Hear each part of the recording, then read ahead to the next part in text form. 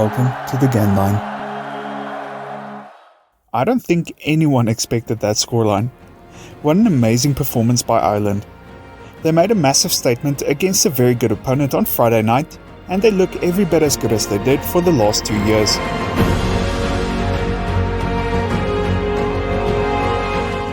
It was amazing to see how dominant this Irish team was.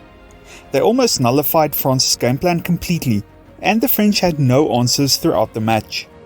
The main goal for France is a great kicking game. They want to weaken their opponent's backfield and exploit the space that opens up with their kickers. We can see this in their territorial stats. The territorial battle tends to be very one-sided, with teams spending large amounts of time in their own 22 when they play France. While France also had good territory inside Ireland's 22 for this game, it wasn't nearly enough.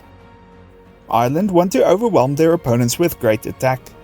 They put themselves in good attacking positions and used their great distribution, speed and direct attacking lines to breach defences.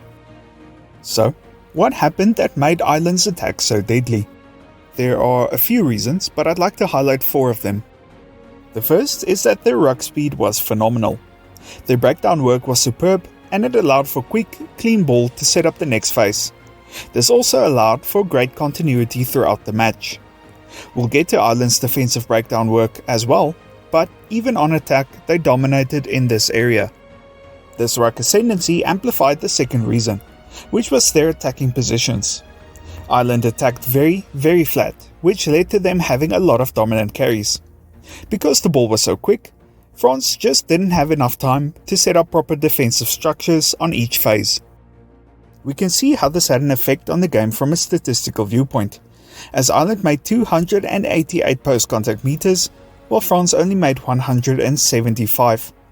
We can also see that Ireland used the width of the field a bit more, as they made 180 passes versus France's 119. Ireland did, however, adjust their pod structures significantly for this game. Ireland uses a lot of stack attacks and blocker patterns when they attack. These structures require a lot of offloads from the first receiver or the primary ball carrier with space to pull it off effectively. What this means is that the area of attack is larger, which could potentially lead to attackers being isolated at the breakdown, especially against France. Ireland decided to position their support runners much closer to the ball carrier. This was the reason for their great breakdown work, because their carriers would very rarely be isolated. Lastly, I'd also like to give credit to this man. Joe McCarthy put on a deserved player of the match performance that had a big impact on Ireland's attack.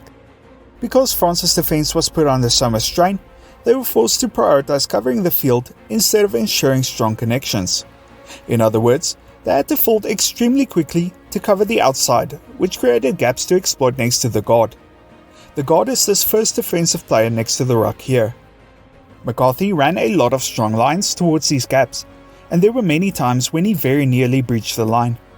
This created even more trouble amongst the French defenders. It wasn't just Ireland's attack that won them this game. Perhaps an even greater reason was because they managed to completely disrupt France's kicking game. This was due to 2 main reasons: Ireland's territorial management and their backfield defence. Ireland wanted to push the French back as much as they possibly could throughout the game.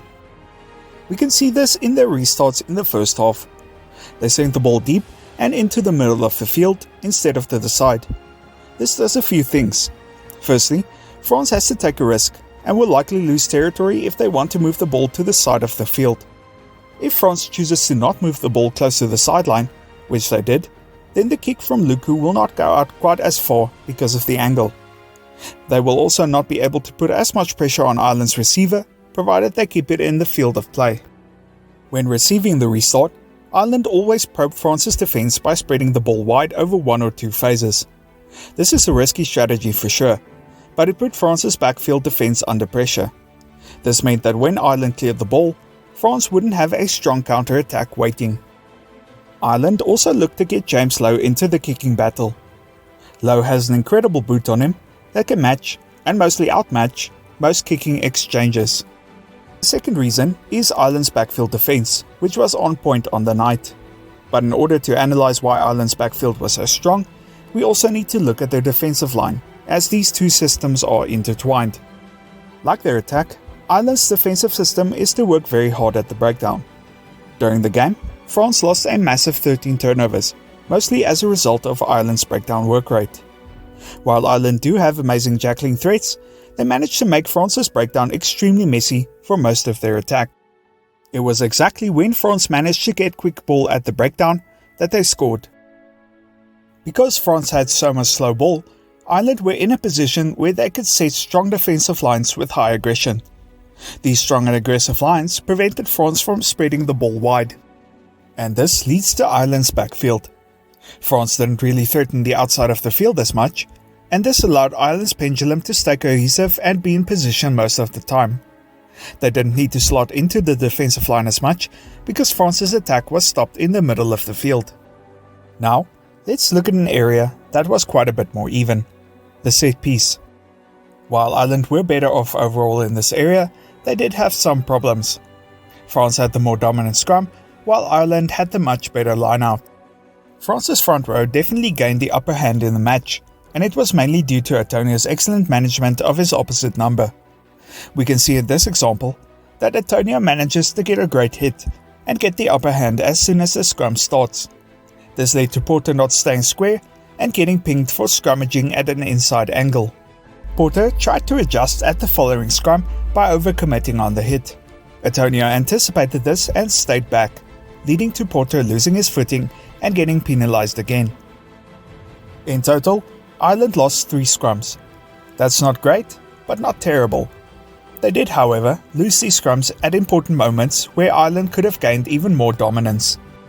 The line-out was a different matter, and it gave Ireland a lot of momentum during the match. Ireland's maul was really good on the night. Not only did they score 2 tries from it, but it also gave them a solid platform all throughout the match to launch attacks. Ireland also managed to evade France's pressure at the maul with great efficacy and good body positioning. Not only did they have a great line-out themselves, but they also managed to disrupt France's ball as well. They chose to compete with their jumpers in the air instead of keeping defenders on their feet. This put further pressure on France and paid off on multiple occasions. There were also some other areas in the match where I felt that Ireland managed to get the upper hand over France. One of them was that Jamison Gibson-Park had an amazing game, and it seemed like Maxime Luku just couldn't keep up with him, particularly during strike moves. Another big one was that Ireland's midfield was absolutely superb on the night. Archie and Henshaw were really good at their ball distribution and carrying, which is what we've come to expect from Ireland's centres. Meanwhile, Dante and Fiku seemed like they just couldn't click on the same level that we are used to seeing. This was also because Ireland's outside defence managed to read France's backline really well. Lowe, Nash and Keenan made some really smart decisions by shooting up only when necessary. Finally, I also want to talk about Jack Crowley. A lot was made about Johnny Sexton's absence and if anyone would be able to fill his legendary shoes. Well, we might have our answer. Crowley started off the game fairly jittery and made a few mistakes, particularly in the kicking game. But his confidence grew as the game went on, and he managed to ignite some brutally effective attacks over the course of the match. So, the big takeaway from Ireland is that really, they are still the very scary team that everyone dreads playing. Their amazing attacks looked as good as ever, and their breakdown work might just be the best in the world. The level of technical skill never ceases to amaze me, and it's clear how hard this team works to stay at this level. It's not all perfect though. They did have some discipline issues throughout the match. While Willemse did win France a yellow and red card, the team's overall penalty count was fairly low with 8. Ireland on the other hand conceded 5 more penalties with 13. Crucially however, these came during a period where Ireland could have comfortably put the game to bed. The positives for France, although there aren't many, is that they did have a really good scrum that put Ireland under lots of pressure. And despite Ireland dominating massively from minute 1, France did manage to claw themselves back before being run over again in the end. It still shows that there is a lot of quality in this French team. The biggest negative for them was that they couldn't get into their kicking game like they do against other teams. They couldn't create enough attacking pressure to draw out and disrupt Ireland's backfield defence, and it left them without their biggest strength. Furthermore, their defence was overrun completely, preventing them from forming strong connections between defenders and deploying fast defensive lines. Ireland will be very comfortable heading into next week. However, they cannot write the Italians off, as they put on an amazing display at the Olimpico against England that they very nearly won.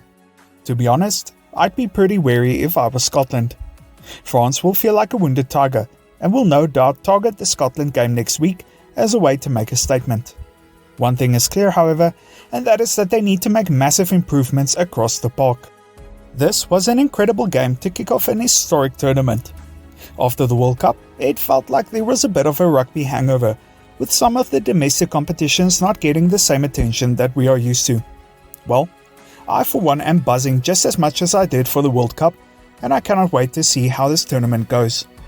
If you like this video, then please consider liking and subscribing. I'll be covering more of the upcoming games, so make sure to stick around. See you next time.